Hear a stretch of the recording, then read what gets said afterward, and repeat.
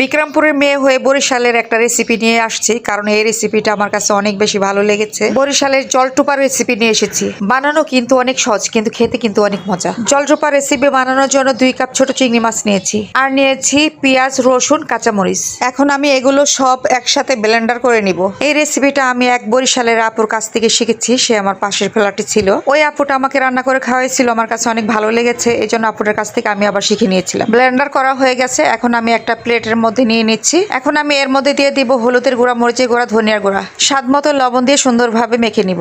এই রেসিপিটা 2 ভাবে করা যায়। অনেকে এই চিংড়ি মাছটাকে ভেজে নেয়, আবার অনেকে না ভেজেই ঝোলের মধ্যে দিয়ে দেয়। আমি আজকে ভেজেই রান্না করব। ফ্রাই প্যানে তেল দিয়েছিলাম, আর তেলটা কিন্তু আমি অনেক হিট করে নিয়েছি।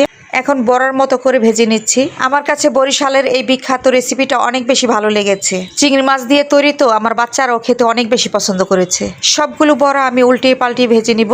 আর এই রেসিপিটা দিয়ে কিন্তু ভাত, পরোটা, রুটি সবকিছু দিয়েই ভালো লাগবে। বড়াগুলো ভাজা কমপ্লিট হয়ে গেছে, এখন আমি তুলে নিব। বড়াগুলো তুলে নিয়ে আমি এই ফ্রাই প্যানের মধ্যেই রান্না করে নিব। হাফ চামচ করে আদা রসুন বাটা দিয়ে দিলাম, আধা কাপ পরিমাণ পেঁয়াজ দিয়ে দিলাম। এখন এই তেলের উপরই পেঁয়াজ, আদা রসুন বাটা একটু ভেজে নিব। পেঁয়াজ, রসুন, আদা বাটা ভাজা হয়ে গেলে এর মধ্যে দিয়ে দিব স্বাদ মতো লবণ, হলুদ, মরিচ, ধনিয়ার গুঁড়া। এখন হলুদ, মরিচ, ধনিয়ার গুঁড়াও একটু তেলের মধ্যে ভেজে নিব। অল্প একটু সময় ভাজবো, এরপর একটু পানি দিয়ে আবার একটু মশলাটা কষিয়ে নিব। যত কষাবো ততই কিন্তু ঝোলটা খেতে মজা লাগবে।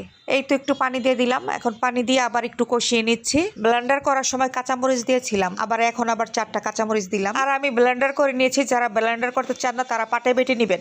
এখন ঝোল দিয়ে দিলাম। যেহেতু নাম হচ্ছে জলটুবা, একটু জলটা একটু বেশি থাকতে হয়, তবে আমি বেশি জল রাখবো না। ঝোলের মধ্যে বড়াগুলো দিয়ে দিলাম।